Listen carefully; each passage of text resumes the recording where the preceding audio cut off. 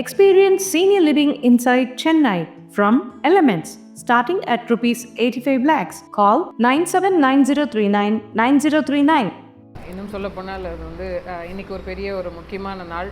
அதுவும் குறிப்பாக தூத்துக்குடியில் இருக்கக்கூடிய இந்த பகுதி மக்களுக்கும் மக்களுடைய ஒரு மிக சிறப்பான வரலாற்று சிறப்புமிக்க ஒரு நாளாக தூய பனிமாத ஆலயத்தினுடைய திருவிழா இன்றைக்கி எங்களுடைய குல சொத்து. அந்த கோவிலுடைய திருவிழாவுக்கு நானும் கலந்துக்கிறதுல பெருமகிழ்ச்சி அடைகிறேன். குறிப்பாக உங்களை சந்திக்க நினச்சதுக்கான காரணம் என்ன அப்படின்னா, தேர்தல் மிக விரைவில் வர இருக்குது. 2026 தமிழ்நாட்டினுடைய சட்டமன்ற தேர்தல். இந்த ஒவ்வொரு தேர்தல் வரும்போதும் அரசியல் கட்சிகள் மிக வேகமாக வேலை செய்வதுண்டு. ஆனால் இதுக்கு முன்னாடி நடந்த தேர்தலை காட்டிலும் இப்போ கூடுதலான முன்னேற்பாட்டோடு முன்னாடியே வேலையை தொடங்கியிருக்காங்க. அந்த சமயத்தில் இங்கே இருக்கக்கூடிய கடலோர மக்களின் சார்பாக இருக்கக்கூடிய தமிழ்நாட்டில் சட்டமன்ற தேர்தலில் போட்டியிடக்கூடிய அல்லது கூட்டணியில் இருக்கக்கூடிய அனைத்து கட்சிகளுக்குமான ஒரு வேண்டுகோளாக பாண்டியாபதி தேர்மாறன் அமைப்பும் இங்கே இருக்கக்கூடிய கடலோர மக்களுடைய சார்பான அமைப்புகள், சங்கங்கள், அனைத்து மக்களுடைய சார்பாகவும் நாங்கள் ஒரு பெரிய கோரிக்கையை வைப்பதற்காக தான் இந்த பத்திரிகையாளர் சந்திப்பை ஏற்பாடு செய்திருக்கு.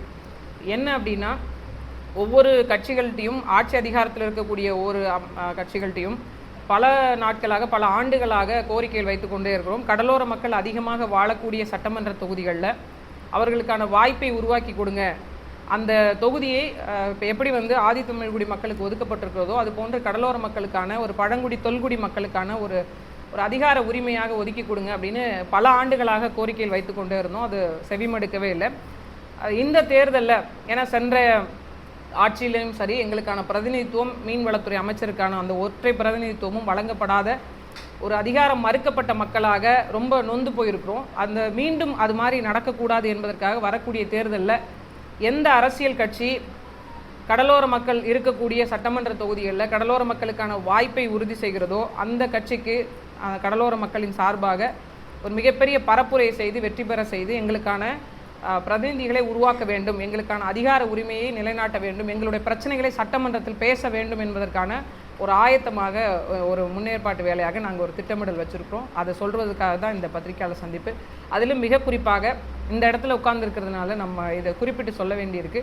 தூத்துக்குடியில் 1 லட்சத்துக்கும் மேற்பட்ட கடலோர மக்களுடைய வாக்குகள் இருக்குது. ஒவ்வொரு முறையும் நாங்கள் வாக்கு செலுத்தக்கூடிய ஒரு வாக்காளர்களாக மட்டுமே தான் இருக்கிறோமே தவிர ஒரு சட்டமன்ற உறுப்பினராகவோ அல்லது அமைச்சரவையிலோ இடம்பெற்று எங்கள் மக்களுக்கான பிரச்சனைகளை பேசுவதற்கான ஒரு வாய்ப்பை உருவாக்கி கொடுக்கின்ற விதமாக தூத்துக்குடி தொகுதி, திருச்செந்தூர் தொகுதி, இந்த தொகுதிகளில் மிக குறிப்பாக கடலோர மக்களுக்கு வாய்ப்பு வழங்கணும் அப்படின்னு எல்லா கட்சிகளுக்கும் வேண்டுகோள் வைக்கிறோம். எந்த கட்சி அந்த வாய்ப்பை வழங்குகிறதோ பாரபட்சமின்றி அந்த கட்சிக்கு நாங்கள் அந்த வேட்பாளருக்கு வேலை செய்து அவங்கள வெற்றி பெற செய்வோம் அப்படிங்கிற ஒரு உறுதித்தன்மையும் கொடுக்குறோம். நீங்கள் கேட்கலாம், இப்போ மற்ற தொகுதிகளில் மற்றவங்க நிற்பதற்கான வாய்ப்பாக நீங்கள் என்ன செய்ய போகிறீங்க அப்படின்னு. நாங்கள் கேட்குறது பல நூற்றாண்டுகளாக அதிகாரம் மறுக்கப்பட்ட ஒரு மக்களுடைய அதிகாரத்திற்காக மட்டுமே தவிர வேறு எந்த நோக்கத்திற்காகவும் இல்லை.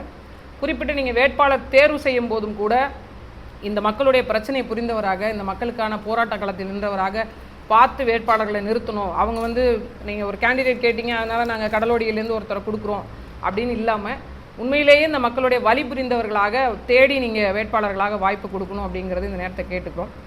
அப்படி ஒரு பட்சத்தில் எந்த கட்சியுமே வழங்கலை அப்படின்னா இங்கே இருக்கக்கூடிய மக்கள் சார்பாக ஒருத்தரை சுயேட்சையாக கூட நிறுத்துவதற்கான ஏற்பாடுகள் கூட நாங்கள் திட்டமிட்டுருக்கிறோம். அப்படி எதுவுமே நடத்தலை அப்படின்னா எங்களுடைய வாக்கு நாங்கள் வெறும் வாக்காளர்களாகவே இருக்க விரும்பலை. எங்களுக்கும் அதிகாரம் தேவை, எங்கள் பிரச்சனைகளை பேசுவதற்கான ஒரு தளம் தேவை. பொதுவாகவே ஒரு பொதுமக்கள் பார்வையில் நெய்தல் நில மக்களுடைய வாழ்க்கையும் சரி, அவங்களுடைய அரசியலும் சரி எல்லாமே எழுத்து வடிவத்தில் படிக்கக்கூடிய புத்தகங்களாகவும் காணொலி காட்சிகளாகவும் தான் அமைந்திருக்கே தவிர யதார்த்த வாழ்க்கையில் அரசியல் நிலைப்பாடு எடுக்கக்கூடிய முடிவுகளில் இவங்களுடைய பங்கேற்பு என்பது ரொம்ப குறைவாக இருக்குது. நீங்கள் தமிழ்நாட்டில் இருக்கக்கூடிய எல்லா மக்களுடைய சூழலையும் எடுத்து பாருங்கள். அதிகாரமே அற்ற மக்களாக கொஞ்சம் எங்கேயாவது ஒரு இடத்துல இருந்திருக்கும். அதிகாரம் இல்லாத மக்களாக தவிக்கின்ற மக்களாக இருக்கிறது கடலோர மக்கள்.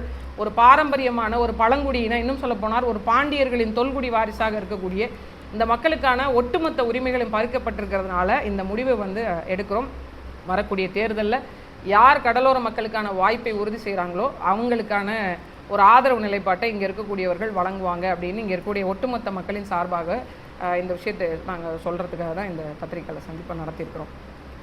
இல்லை அப்படின்னா எந்த தொகுதியிலையுமே இந்த வாய்ப்புகள் வழங்கப்படலைன்னா ஒட்டுமொத்த கடலோடிகளும் நாங்கள் தேர்தலை புறக்கணித்து வாக்கு செலுத்தாமல் இருக்கிறத தான் செய்யணும் இனிமேல். அப்படி தான் இந்த அரசாங்கத்திற்கு எங்களுடைய வலிமையை புரிய வைக்க முடியும் அப்படின்னு நாங்கள் நம்புகிறோம். ஏன்னா இந்தியாவில் 2வதாக பொருளாதாரத்தை ஈட்டி தரக்கூடிய ஒரு மக்களை இந்திய ஒன்றிய அரசும் சரி தமிழக அரசும் சரி எப்படி வச்சிருக்கிறாங்க அப்படிங்கிற பார்வைப்படுத்த வேண்டிய கட்டாய சூழலுக்கு தள்ளப்பட்டிருக்கோம். அடிப்படை உரிமைகளான வாழ்கிற நிலத்திற்கான பட்டாவிலிருந்து தொடங்கி கடலும் கடற்கரை நிலமும் கடலாளிக்கே சொந்தம் என்ற நிலை மாறி இன்றைக்கி வந்து அந்நியர்களிடமும் மிகப்பெரிய வர்த்தகர்களிடமும் இந்த கடலோர பகுதியில் கைமாறுவதையும் தடுக்க முடியாத ஒரு ஏதிலி மக்கள் போல தவிச்சு நிற்கிறத பார்க்கும்பொழுது எதற்கு இந்த அரசியல் பங்கேற்பு, எதுக்கு இந்த அதிகாரம், எதுக்கு நாங்கள் வாக்கு செலுத்தணும், வரும் வாக்கு செலுத்துகிற கூட்டமாக மட்டுமே தான் இருக்கணுமா அப்படின்ற பல்வேறு கேள்விகள் எங்களுக்குள்ள எழும்பதனுடைய ஆதங்கம் தான் இந்த அறிவிப்பு.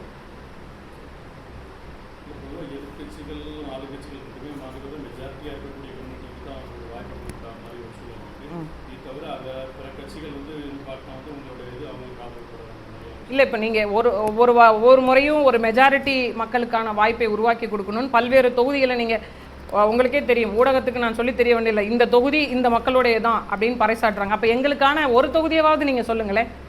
இதுவரைக்கும் தமிழக வரலாற்றில், அரசியல் வரலாற்றில் இந்த தொகுதி கடலோர மக்களுடைய வாக்கு அதிகமாக இருக்குது, இது அவர்களுக்கான தொகுதி தான் அப்படின்னு வேட்பாளர்களை நிறுத்திய கட்சிகள் யாராவது ஒரு இடத்துல சொல்லுங்கள்.